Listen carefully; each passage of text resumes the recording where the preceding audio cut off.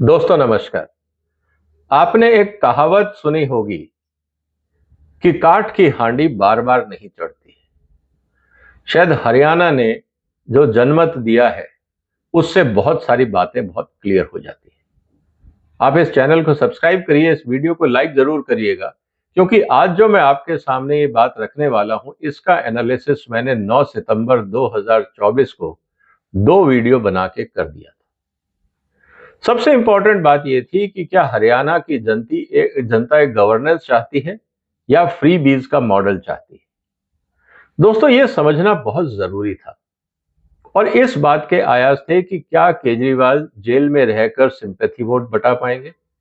दूसरी तरफ क्या फ्री बीज की राजनीति हरियाणा पे भी हावी होगी जिस तरह से पंजाब में और बाकी जगह पे हुई, या हरियाणा की जनता गुड गवर्नेंस का जो मॉडल है उसको अपनाएगी। मैंने दो बातें कही थी कि एक तो था किसान आंदोलन, जिसको लेकर हरियाणा का बहुत नुकसान हुआ था। घेराव तो हुआ था दिल्ली का, लेकिन उसमें लोग शामिल थे दिल्ली की पॉलिटिकल पार्टी मतलब आम आदमी पार्टी और उस समय पंजाब की कांग्रेस। दोनों ने मिलकर दिल्ली का घेराव करवाया। कांग्रेस के जो किसान नेता थे उनकी मदद से, जो मंडी के दलाल थे उनकी मदद से, और कुछ जो बैकडोर जिन्होंने साठगांठ की थी कांग्रेस के साथ। इसका सबसे ज्यादा नुकसान हुआ था हरियाणा को। सवाल यह था कि क्या हरियाणा की जनता अगर दोबारा कांग्रेस या आम आदमी पार्टी को लाती है तो दिल्ली का घेराव करना बहुत आसान हो जाएगा। तो क्या हरियाणा की जनता इस तरह से अपने यहाँ पे बेरोजगारी और जिस तरह से अराजकता फैली थी क्या उसको बढ़ावा देना चाहती है। 9 सितंबर को मैंने ये सवाल किए थे। मुझे लगता है जनता बहुत समझदार है, वो ये जानती है कि कब क्या करना है। दूसरी तरफ जो सबसे इंपॉर्टेंट मुद्दा राजनीति में जो चल रहा था वो था फ्री बीज की राजनीति की, मुफ्तखोरी की राजनीति। अगर आप केजरीवाल का मॉडल ऑफ गवर्नेंस देखते हैं तो वो बहुत सिंपल है कि जितना आपके पास टैक्स पेयर का पैसा है आप उसको लुटा दो, जनता को मूर्ख बनाओ ये कह के कि हम आपको सब कुछ फ्री देंगे, और जब आप एक बार सत्ता में आ जाते हो तो फिर आपको 5 साल कोई हिला नहीं सकता और फिर आप जो चाहो वो करो। हरियाणा की जनता ने पंजाब और हिमाचल प्रदेश में जो घटनाक्रम हुए उनको बहुत नजदीक से देखा। जहां तक बात है आम आदमी पार्टी के गवर्नेंस मॉडल की, आज आप पंजाब में देख लीजिए, हालत बहुत खराब है। आप पंजाब में लोगों से बात करिए और उनसे पूछिए कि अगर आज चुनाव हो जाते हैं तो क्या आम आदमी पार्टी जीतेगी। ये अपने आप में बहुत बड़ा सवाल है। मेरे को अभी तक तो पंजाब में कोई ऐसा मिला नहीं। मैं किसानों से मिला, मैं व्यापारियों से मिला, मैं बाकी जो वहां पे लघु उद्योग के लोग हैं उनसे मिला, प्रोफेशनल से मिला। यहां तक कि मिडिल क्लास का ये कहना है कि हम अपने बच्चों को पंजाब से बाहर इसलिए भेज रहे हैं, एक तो इस सरकार पे भरोसा नहीं, दूसरा आम आदमी पार्टी आने से यहाँ अराजकता बढ़ी है, चाहे वो खालिस्तानी हो या बाकी लोग हो या किसान नेताओं की दादागिरी हो। आम आदमी पार्टी किसी भी तरह से लॉ एंड ऑर्डर कंट्रोल करने में विफल रही। हम नहीं चाहते कि हमारे बच्चे पंजाब में रहें, इसलिए ज्यादातर बच्चे बाहर पढ़ने जाते हैं और घर वाले कोशिश ये करते हैं, खासकर जो मिडिल क्लास है वो ये कोशिश करती है कि बच्चे बाहर ही कहीं सेटल हो जाएं, क्योंकि अभी पंजाब के हालात ठीक नहीं। सवाल इस बात का है कि क्या इस तरह का वार्तालाप या जो डेवलपमेंट हो रही है उस पर हरियाणा के लोगों की नजर नहीं होगी, क्योंकि वो तो पड़ोसी राज्य है। और जिस तरह से उन्होंने हरियाणा के अंदर एंटर करके दिल्ली तक पहुंचने का प्रयास किया, जो अराजकता फैलाने का प्रयास किया, और आम आदमी पार्टी उस अराजकता को रोकने में विफल रही। मुझे लगता है हरियाणा की जनता ये बात समझ गई थी कि दिल्ली में अगर आम आदमी पार्टी की सरकार है, पंजाब में और हरियाणा में भी अगर हो गई तो यहाँ सिर्फ अराजकता हो गई, हम लोग काम नहीं कर पाएंगे। ये बात किसान आंदोलन के समय से हरियाणा के लोग इस बात को समझ रहे हैं, और यही कारण है कि इस बार भी आप देख लीजिए कि किसान के मुद्दे कितने भी हों लेकिन आम आदमी पार्टी को जनता ने साथ नहीं दिया। दूसरा जो सबसे बड़ा मुद्दा यह है कि केजरीवाल जो मॉडल ऑफ गवर्नेंस है, जैसा मैंने पहले कहा कि फ्री बीज का मॉडल है, जनता ने उसको भी नकार दिया, क्योंकि फ्री बीज के चक्कर में अब जनता समझ चुकी है कि अल्टीमेटली मूर्ख हमको ही बनाया जाता है और परेशान एंड ऑफ द डे हम ही होते हैं, पॉलिटिशियंस का कुछ नहीं जाता। चाहे वो हिमाचल का इशू हो, चाहे वो कर्नाटक का इशू, दोनों जगह पे जनता ने इस बात को देख लिया कि फ्रीबीज कह के आप सत्ता में तो आ सकते हैं, लेकिन अगर आपके पास संसाधन नहीं है तो अल्टीमेटली मुश्किलें जनता को ही उठानी पड़ती, चाहे वो टैक्स बढ़ा के, या जो आपने लॉलीपॉप दिए थे कि हम आपको फ्री देंगे वो नहीं दिया जाएगा, या जो भी आप लालच देंगे वो पूरे नहीं हो पाएंगे। तो फिर उस लालच के ट्रैप में फंसना ही क्यों है। जनता अब इस बात को समझ गई। इसीलिए मैंने कहा कि आप काठ की हांडी को बार बार नहीं चढ़ा सकते।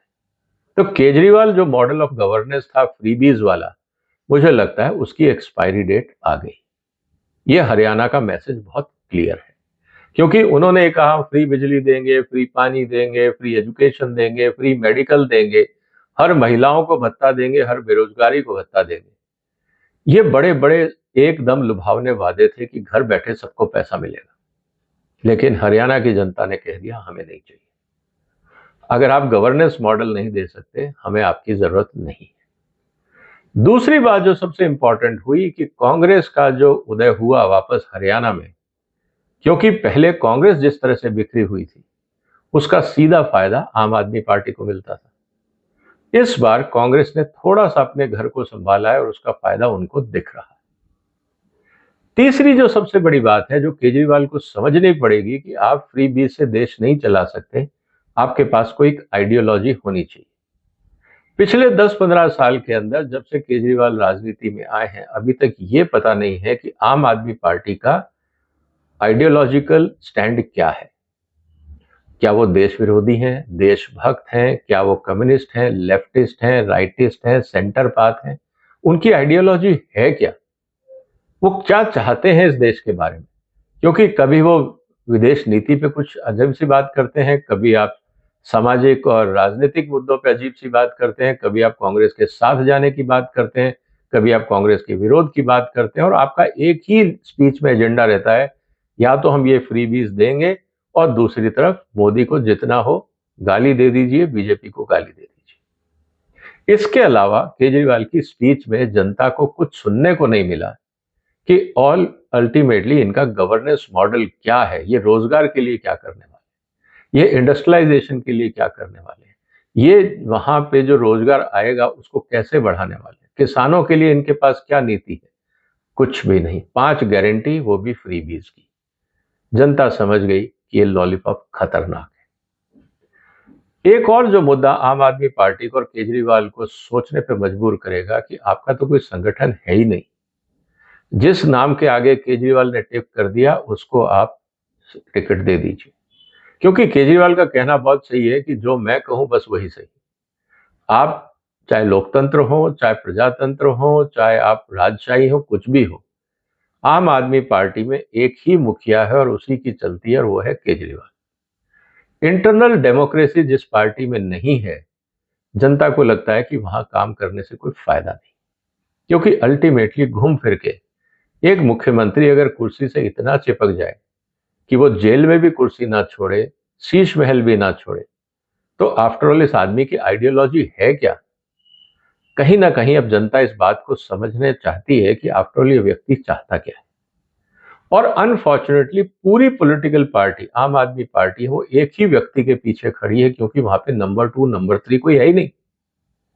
इस स्थिति के अंदर अगर एक व्यक्ति ही पार्टी चला रहा है तो हरियाणा में चीफ मिनिस्टर कौन बनेगा? किसी को नहीं पता। ऑर्गेनाइजेशन क्या है? किसी को नहीं पता।